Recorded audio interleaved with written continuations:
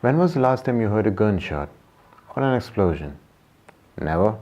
Well, the people of the following countries, or at least in parts of them, listen to them kind of frequently.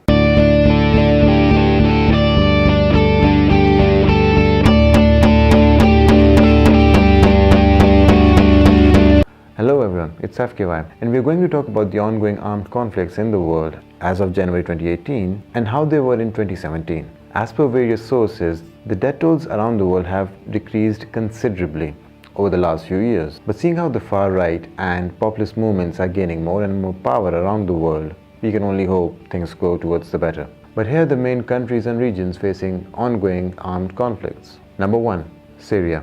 What actually happened was, President Bashar al-Assad has been the president of Syria since 2000, after his father ruled as the president for 30 years, starting from 1970 till 2000. And then in 2011, civil unrest began in Syria, which led to US sanctions on it, the bans from the European Union, and so on. This went on, and the famous chemical weapons case came forward, where one accused and the other denied. The government on one hand said it was a war on terror, but the opposition and the rebels claimed it to be a civil war. And then got involved the major powers, the United States, Russia, Saudi Arabia, and Iran, and also ISIS, as well as the Kurd elements played an important role as well. And so, Syria became the perfect proxy battleground, and unfortunately continues to be, even though the war has reduced to a significant amount and there have been victories against ISIS. According to the Syrian Observatory for Human Rights, there have been around 500,000 casualties since the Syrian revolution began. Number 2. Afghanistan.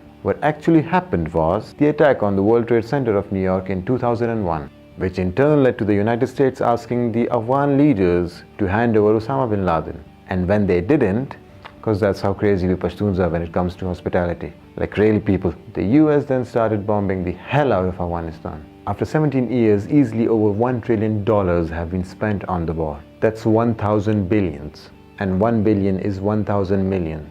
The civilian casualties are easily over 30,000. The Afghan military and police casualties also ranging in the same number. Total death tolls from all of the sides is somewhere over 111,000 as of 2016, while also 30% of the country is under the control of the Taliban, who are the main force the US and its allies are trying and failing to win over.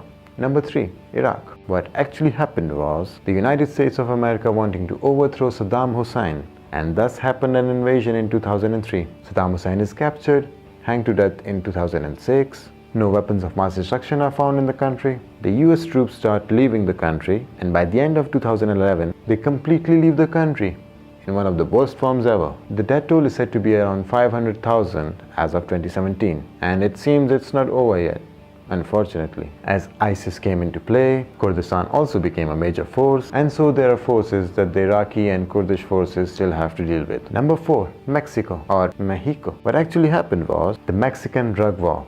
Over 18,000 people died in 2017. Most of the casualties directly linked with drug-related violence. Number 5. Myanmar or Burma. What actually happened was, as many have termed it, a genocide began against the Rohingya Muslims, who are a Burmese minority, by the Burmese troops, which led to the casualties of thousands of people.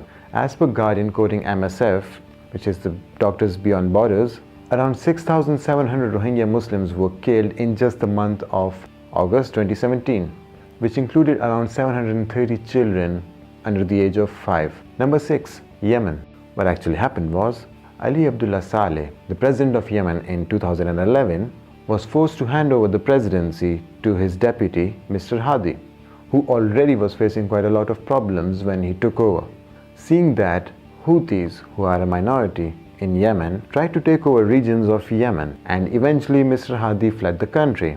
And Houthis, backed by the Shias, tried to take over more and more of the country, for which they were also backed by Iran, which then led to Saudi Arabia and other Sunni states try to support the government of Mr. Hadi. And in doing so, they were aided by the United States, the United Kingdom, and France. As of October 2017, there were over 5,000 civilian casualties, with over 20% of them being children, and over 8,000 injured, according to a United Nations report.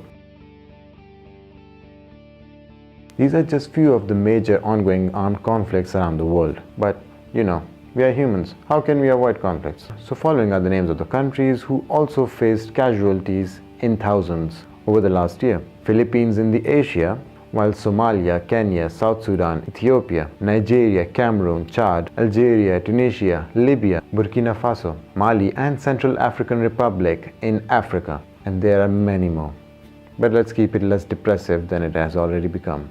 I will be posting more videos on similar topics, but if you have something in particular related to terrorism or security studies or any other related topics, do let me know in the comments. Also, share love. It seems we really need it. And subscribe. I also post jolly videos sometimes. And don't forget to do one act of kindness today.